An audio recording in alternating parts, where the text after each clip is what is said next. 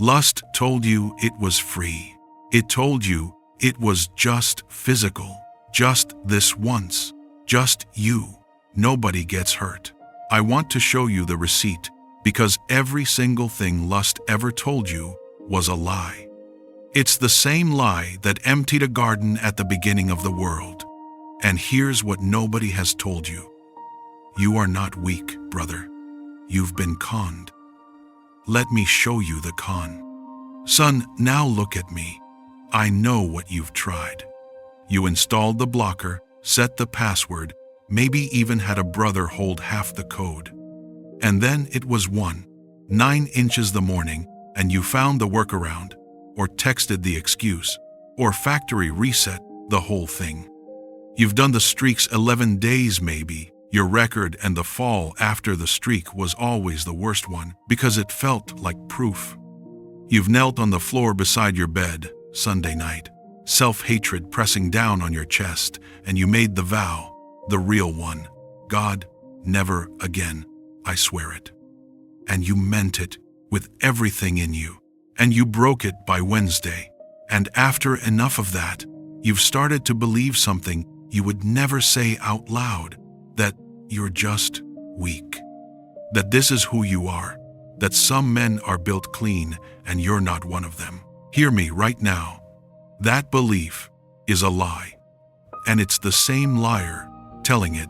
Tonight we are not going to fight your behavior. We've both seen how that goes. Tonight, I'm going to take you down to the thing underneath the behavior, the lie you've been believing for years, and we are going to drag it into the light. Because a man can't win a fight he doesn't understand he's in. You've been fighting the wrong enemy with the wrong weapon. Let me show you the real one. Go back to the beginning, Genesis 3. There's a garden, a man, a woman, and one tree they were told not to touch, and there's a serpent. Now watch what the serpent does, son. Because this is the playbook, this is the original con, and it has never changed. The serpent doesn't grab anybody. It doesn't force anything. It talks.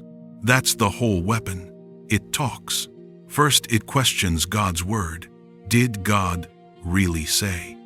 Just a crack of doubt. Then it denies the cost, flat out. You will not surely die. The cost? There is no cost. That's a lie. Then it reframes the whole thing. The forbidden fruit isn't rebellion, it's elevation. You will be like God. It takes a poison and sells it as a promotion.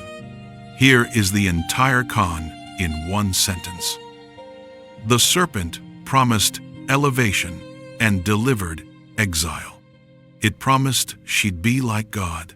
It handed her shame, hiding, thorns, and a gate to Eden she would never walk back through. It showed her the fruit and hid the funeral. That, son, is lust. Lust is the serpent in your pocket. It does not force you, it talks to you. And every word it says is from this exact playbook. Lie number 1, it costs you nothing. That's the serpent's, you will not surely die. Same lie, 6,000 years later. And here's why it works. The cost is delayed. You don't get the bill at the register. You get the meal first, free, and the bill comes later when you've forgotten what you ordered. So it feels free. It feels like you got away with it. James 1, verses 14 and 15 describe it in slow motion. Each person is tempted when he is lured and enticed by his own desire. Then desire, when it has conceived, gives birth to sin, and sin, when it is fully grown, brings forth death. Lured, conceived, born, grown, death. That's not instant. That's a gestation. The bill is always coming. It's just on a delay long enough that you stop connecting the meal to the price. And that word, lured, enticed, in the original language, it's a fishing word. It means baited, to catch, with bait. The picture is a hook with something soft and good wrapped around it. The fish doesn't see the hook. The fish sees the meal, and the entire craft of the lure is to hide the steal inside the thing the fish wants. Look at Samson, the strongest man who ever lived. Lust told him the same lie. It costs you nothing. You can handle it. Lust. And he believed it again and again until the bill came due all at once. His strength gone. His freedom gone. His eyes, they put out his eyes. Son. The man who couldn't keep his eyes off what he wanted ended up with no eyes at all. That is not a man who was weak. That is a man who was conned. There is always a hook. Lie number 2. This is who you are. This one doesn't go after your behavior. It goes after your name. You need this. You can't stop. You're wired this way.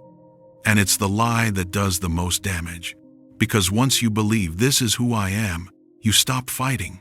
Why resist your own nature? Go back to James 1:14 again. Each person is tempted when he is lured by his own desire. The word locates the source inside the man, not in the woman on the screen. She is not your enemy, son. She's somebody's daughter, and she's bait the liar is using, but she is not the source. The source is a desire inside you that the liar learned to pull, which means it's not coming from your identity, it's coming from your appetite, and those are not the same thing. You are not your appetite, son. You are a son of God. That's your name. The appetite screams, I am you. I am who you are. But it's lying. It's wearing your identity like a costume. Sons have a choice. Slaves don't. And you were bought out of slavery a long time ago. Lie number 3. It's private. Nobody gets hurt. It's only you. What happens at 1 a.m. behind a locked door doesn't touch anything real. Eve's sin felt private. Just her. Just one piece of fruit. Just a quiet moment with a voice no one else could hear. And that private, victimless little choice in the dark exiled the entire human race. There has never been a private sin. There is only sin whose damage hasn't surfaced yet. The private man and the public man are the same man. There is no wall between them. The you at 1 a.m. behind the locked door is the same you that leads worship on Sunday, that smiles at small group, that is going to stand at an altar one day. You are not 2 men. You are 1 man with 2 faces. And every hour you spend feeding the private one, you are training the man who shows up everywhere else. What you rehearse alone, you will perform in public. Nothing is private, son. Nothing. Lie number 4. The deepest one. The one this whole video is named after. This has nothing to do with your future marriage. This is just for now. When she comes, it stops. That's over there. End quote. It doesn't touch the covenant over here. Picture the altar, son. A day that hasn't come yet. There's a woman walking toward you in white, and she is real, and she is trusting you with her whole life. Now, hear me. Every night you spend with the lie right now is teaching your hands, your eyes, your heart a different lesson than the one you'll need at that altar. It's teaching you that intimacy is consumption, not covenant. It's teaching you to hide, to keep a locked door, to live with 2 faces. And unless something changes, you will carry that training up to the altar with you, into the room, into the marriage, into the bed. The lie that swore it would never touch your covenant will be standing right there beside you in the vows. It's not separate, son. It's rehearsing the funeral of the very thing you're praying for. Now, I've laid the con bare in front of you. And if all I had was the con, you'd be where you've always been, staring at the truth and still losing.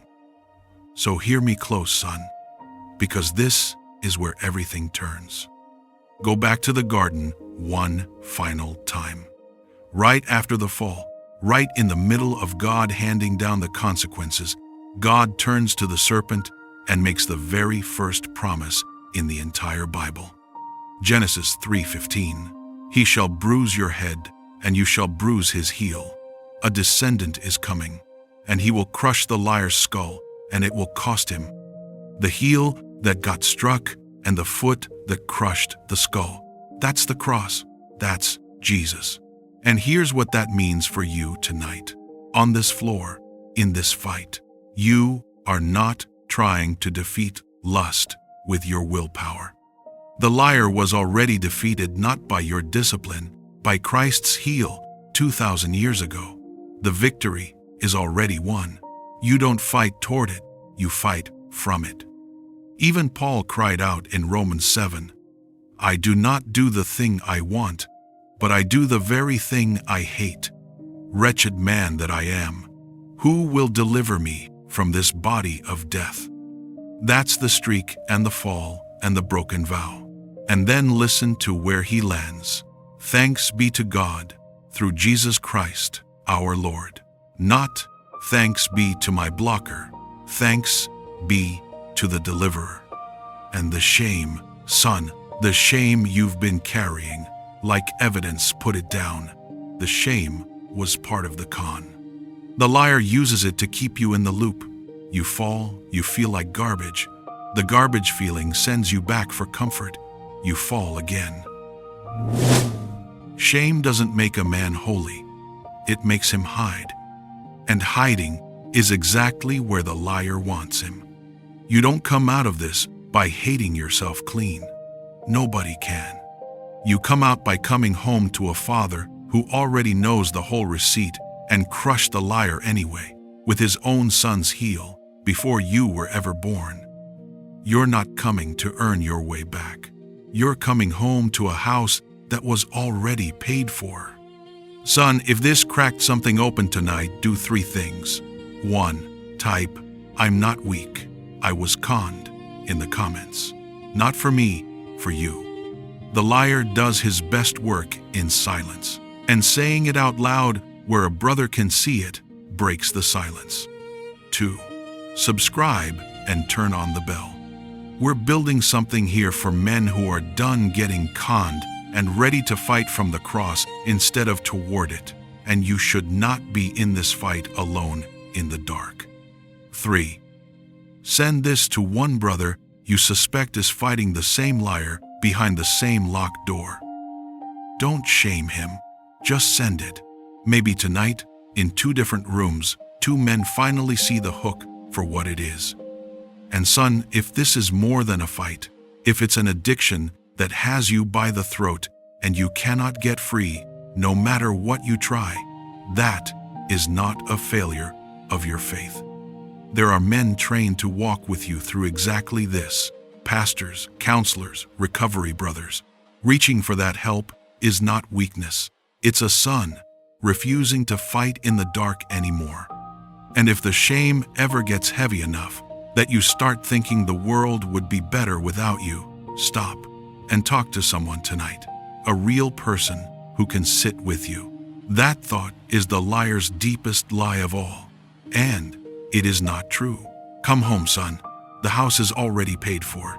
And if this message strengthened you, remember to like, subscribe, and share so other men can be sharpened by the Word of God.